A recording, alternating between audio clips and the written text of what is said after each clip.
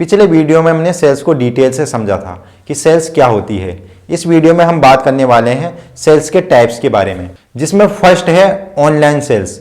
जैसा कि नाम से ही पता लग रहा है, ऑनलाइन यानी इंटरनेट। तो ऐसी सेल्स जो इंटरनेट का इस्तेमाल करके जनरेट की जाती है उसे हम ऑनलाइन सेल्स की कैटेगरी में रखते हैं।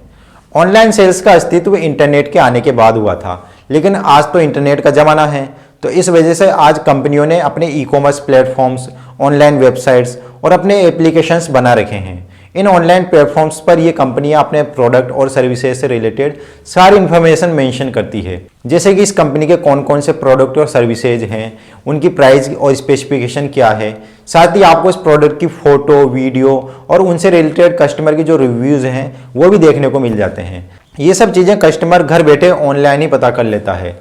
यही कारण है कि आसान होने की वजह से आज ऑनलाइन सेल्स काफ़ी तेज़ी से ग्रो कर रही है। नेक्स्ट है ऑफलाइन सेल्स। तो वो सेल्स प्रोसेस जो बिना इंटरनेट की मदद से की जाती है उसे हम ऑफलाइन सेल्स बोलेंगे, या यूँ भी कह सकते हैं कि ऑनलाइन सेल्स के अलावा जो भी सेल्स जनरेट की जाती है वो ऑफलाइन सेल्स की कैटेगरी में आती है। तो जब इंटरनेट का इस्तेमाल सेल्स जनरेट करने के लिए नहीं होता था तो कंपनियां ऑफलाइन सेल्स पर ही डिपेंडेंट थी और सारी की सारी सेल्स ऑफलाइन ही की जाती थी। हालांकि इंटरनेट आने के बावजूद ऑफलाइन सेल्स आज भी काफ़ी चलन में हैं। आज भी ऑफलाइन सेल्स काफ़ी बड़े लेवल पर यूज किया जाता है। बड़े बड़े सुपरमार्केट्स, मॉल्स, छोटे बड़े दुकानदार, school, college, coaching, repairing service, ये सभी ऑफलाइन सेल्स के ही एग्जाम्पल हैं। Next, product sales. जैसा कि नाम से ही पता लग रहा है, इसमें हमें प्रोडक्ट को सेल करना होता है। प्रोडक्ट के बारे में आप जानते होंगे कि प्रोडक्ट टेंजिबल चीज़ होती है। टेंजिबल यानी एक ऐसी चीज़ जिसे हम देख सकते हैं और छू सकते हैं, तो उसे हम प्रोडक्ट बोलते हैं। जैसे कि आपके पास एक पेन है, आप इसे देख भी सकते हो और छू भी सकते हो, तो ये आपका एक प्रोडक्ट है। इसी तरह कार, एरोप्लेन, कुर्सी, मकान, फल, सब्जियां, पेपर, ये सभी प्रोडक्ट के ही एग्जाम्पल हैं। तो प्रोडक्ट सेल्स में हम इन सभी को सेल करते हैं। वहीं सर्विस सेल्स की अगर हम बात करें तो इसमें हम सामने वाले पर्सन को सर्विस प्रोवाइड करते हैं और इसके बदले में वो हमें पैसे देता है। इसे ही सर्विस सेल्स बोलते हैं। सर्विस ऐसी चीजें होती है जिसका फिजिकली कोई एग्जिस्टेंस नहीं होता, यानी उन्हें हम न तो देख सकते हैं न ही छू सकते हैं, उन्हें हम सिर्फ फील कर सकते हैं। फॉर एग्जाम्पल, कोई मरीज है जो डॉक्टर के पास जाता है, वो मरीज डॉक्टर को उसकी फीस देता है और बदले में डॉक्टर उस मरीज से को कंसल्ट करता है और उसकी बीमारी के बारे में बात करता है। वो बीमारी के अकॉर्डिंग उसे दवा बताता है कि ये दवा आपको खरीदनी होगी, तो मरीज वो दवा खरीद लेता है। तो इस एग्जाम्पल में हमने देखा कि डॉक्टर मरीज से कंसल्टेशन की फीस लेता है, तो कंसल्टेशन यहाँ एक सर्विस है। वहीं मरीज अगर दवा खरीदता है तो यहाँ दवाई को हम प्रोडक्ट कहेंगे। तो यहाँ आपको क्लियर हो गया होगा कि प्रोडक्ट और सर्विस में क्या अंतर है। इसी तरह school, college, coaching, consultancy, repairing, maintenance, transportation, hospital, travelling, training, calling, internet, housekeeping, ये सभी सर्विस के ही एग्जाम्पल हैं। तो इनसे जनरेट होने वाली सेल्स को हम सर्विस सेल्स कहेंगे। नेक्स्ट है B2B सेल्स। B2B यानी बिजनेस टू बिजनेस सेल्स। तो दो बिजनेसेज के बीच में होने वाली सेल्स को हम B2B सेल्स कहते हैं। या एक बिजनेस दूसरे बिजनेस को कोई प्रोडक्ट या सर्विस प्रोवाइड करा रहा होता है। इसमें सेलर भी एक बिजनेस होगा और बायर भी एक बिजनेस होगा। फॉर एग्जाम्पल, अगर कोई मैन्युफैक्चरिंग कंपनी होलसेलर को कोई भी प्रोडक्ट सेल करती है तो ये B2B सेल्स है, क्योंकि मैन्युफैक्चरिंग कंपनी का भी अपना एक बिजनेस होता है जिसमें वो कोई प्रोडक्ट बनाती है और उसे सेल करती है। वहीं जो होलसेलर होता है उसका भी एक बिजनेस होता है, वो काफ़ी बड़ी क्वांटिटी में प्रोडक्ट को परचेज करता है और फिर उसको रिटेलर या दुकानदारों को सेल करता है। मगर रिटेलर या दुकानदारों की भी बात करें तो उनका भी अपना एक बिजनेस होता है जिसमें वो होलसेलर या मैन्युफैक्चरर से माल खरीदते हैं। तो चाहे मैन्युफैक्चरर और होलसेलर के बीच सेल हो या होलसेलर और किसी रिटेलर के बीच सेल, दोनों ही B2B सेल्स के एग्जाम्पल हैं। नेक्स्ट है हमारा B2C सेल्स। B2C यानी business to customer sales.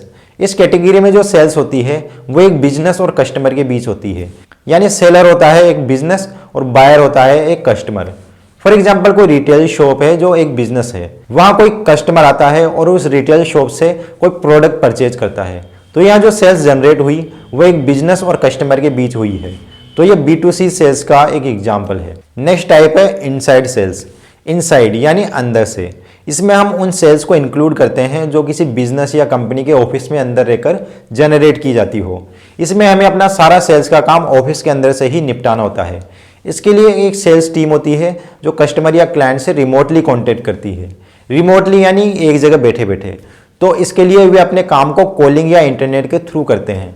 For example अगर उनको किसी कस्टमर से बात करनी हो तो वे फेस टू फेस ना करके उन्हें कॉल करते हैं और उनके साथ बात करते हैं, और उन्हें जो भी अपने प्रोडक्ट या सर्विस से रिलेटेड इन्फॉर्मेशन देनी है या कस्टमर के जो भी डाउट्स हैं उनको क्लियर करना है, ये सब वो कॉल पर बात करके ही कंप्लीट करते हैं। इसके साथ ही वे कस्टमर से कांटेक्ट करने के लिए इंटरनेट का भी इस्तेमाल करते हैं। वे अपनी रिक्वायरमेंट के अकॉर्डिंग कस्टमर को ईमेल, व्हाट्सएप या किसी दूसरे सोशल मीडिया प्लेटफॉर्म्स जैसे फेसबुक, इंस्टाग्राम, ट्विटर, लिंक्डइन, इन पर भी कांटेक्ट कर सकते हैं। इसके अलावा कई बार उन्हें कस्टमर या क्लाइंट्स के साथ वीडियो कॉल के थ्रू भी बात करनी होती है। इस तरह इन सारी फैसिलिटीज का यूज करके फाइनली उन्हें अपने सेल्स को जनरेट करना होता है, जो कि एक इनसाइड सेल्स कहलाती है। नेक्स्ट है हमारा आउटसाइड सेल्स। जैसा कि आपको नाम से ही पता लग गया होगा कि आउटसाइड यानी ऑफिस के बाहर निकलकर जो सेल्स हम क्रिएट करते हैं वो आउटसाइड सेल्स की कैटेगरी में आती है। आउटसाइड सेल्स को हम फील्ड सेल्स के नाम से भी जानते हैं। यह सेल्स का सबसे पुराना तरीका है, बिकॉज इनसाइड सेल्स तो टेलीफोन और इंटरनेट के आने के बाद अस्तित्व में आई, लेकिन आउटसाइड सेल्स सदियों से जारी है, इसलिए हम इसे ट्रेडिशनल सेल्स के नाम से भी जानते हैं। तो इसमें आपको आपके जो भी प्रोडक्ट और सर्विस हैं उनके प्रमोशन के लिए बाहर फील्ड में निकलना होता है और कस्टमर से मिलकर उन्हें अपने प्रोडक्ट या सर्विस के बारे में बताना होता है। इसके लिए आपको काफ़ी सारा ट्रेवल भी करना होता है और कई बार जरूरत पड़ने पर आपको कस्टमर के साथ फेस टू फेस मीटिंग भी करनी होती है। साथ ही आपको कुछ event, seminar, conferences, door to door campaignings भी ऑर्गेनाइज करनी होती है, जिससे कि ज़्यादा से ज़्यादा लोग आपकी कंपनी को जाने और आपके प्रोडक्ट और सर्विस को परचेज करें और आपकी सेल्स इंक्रीज हो सके। नेक्स्ट और काफ़ी इंपॉर्टेंट टाइप है हमारा डायरेक्ट सेल्स। दोस्तों इस सेल्स कैटेगरी में कंपनी अपने प्रोडक्ट या सर्विसेज को डायरेक्टली कस्टमर को सेल करती है, ना कि किसी होलसेलर या रिटेलर को। यानी जो ट्रेडिशनल सप्लाई चेन होती है जिसमें एक मैन्युफैक्चरर अपने प्रोडक्ट को होलसेलर को सेल करता है और फिर होलसेलर उन्हें रिटेलर को बेचेगा और फिर रिटेलर कस्टमर को सेल करेगा, तो इसमें इस ट्रेडिशनल सप्लाई चेन को फॉलो नहीं किया जाता है। इसमें कंपनी डायरेक्ट कस्टमर को अपना प्रोडक्ट और सर्विस बेचती है। इन्होंने उन होलसेलर और रिटेलर को बीच में से हटा दिया, तो जो भी डील होगी वो कंपनी और कस्टमर दोनों के बीच होगी, जिससे कंपनी और कस्टमर दोनों को फायदा होगा। फॉर एग्जाम्पल कोई शर्ट है जिसे किसी कंपनी को बनाने में 300 रुपए की कॉस्ट आती है। अब उस शर्ट को कंपनी ने होलसेलर को दिया 400 रुपए में और होलसेलर ने उस शर्ट को 500 रुपए में रिटेलर को सप्लाई किया और रिटेलर ने शर्ट कस्टमर को बेची 600 रुपए में, तो कस्टमर को वो 300 रुपए की शर्ट पड़ी 600 में। वहीं अगर मान लीजिए कंपनी उस 300 रुपए की शर्ट को डायरेक्ट कस्टमर को 450 रुपए में बेचे, तो इससे कंपनी और कस्टमर दोनों को फायदा होगा। कस्टमर को भी सस्ती शर्ट मिलेगी और कंपनी को भी ज्यादा मुनाफा होगा। यही है डायरेक्ट सेल्स का मॉड्यूल। आपने देखा होगा कि नेटवर्क मार्केटिंग और रियल एस्टेट फील्ड में डायरेक्ट सेल्स टेक्निक का काफी यूज किया जाता है।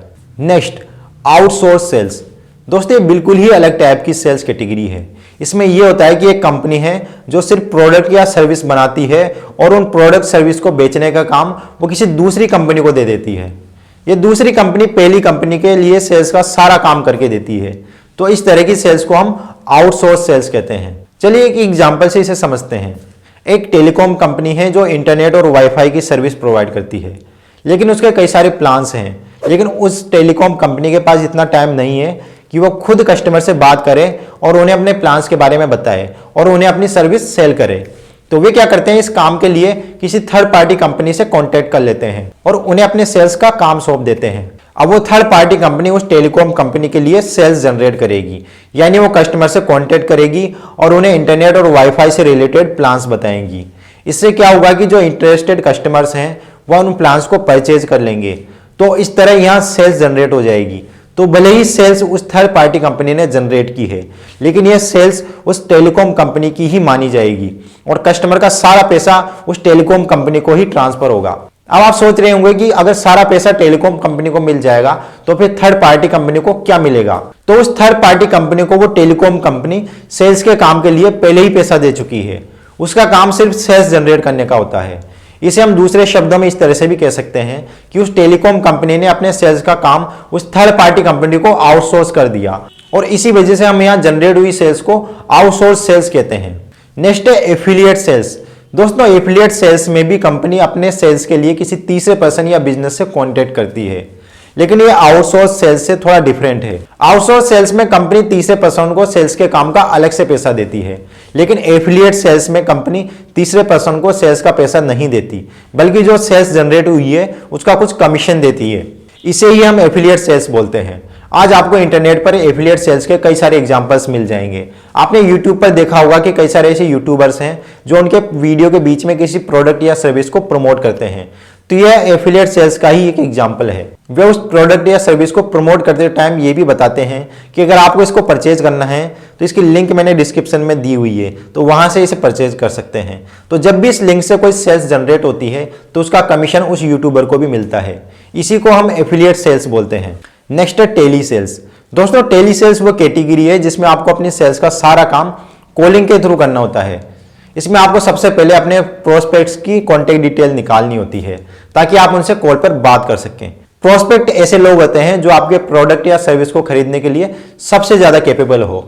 तो पहले आपको उनके कॉन्टेक्ट डिटेल निकालनी होती है, फिर आपको उन्हें कॉल करके अपने प्रोडक्ट और सर्विस से रिलेटेड जो भी इंफॉर्मेशन होती है वो बताना होता है कि कैसे वो प्रोडक्ट उनके लिए बेनिफिशियल हो सकता है, उनकी कई सारी प्रॉब्लम्स को सॉल्व कर सकता है।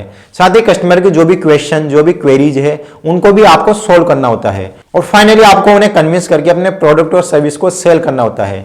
तो यही होती है टेली सेल्स। दोस्तों, सेल्स से रिलेटेड और भी कई सारी वीडियोस हमने बनाए हुए हैं, उनकी प्लेलिस्ट ऊपर आई बटन में और नीचे डिस्क्रिप्शन में दी हुई है, तो आप उन वीडियोस को जरूर देखें।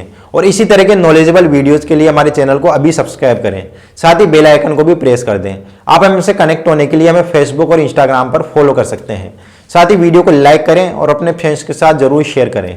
और इस वीडियो से रिलेटेड आपको कुछ भी पूछना है तो नीचे कमेंट करके हमसे पूछ सकते हैं। तो आपसे फिर मुलाकात होगी किसी और वीडियो में। तब तक के लिए नमस्कार।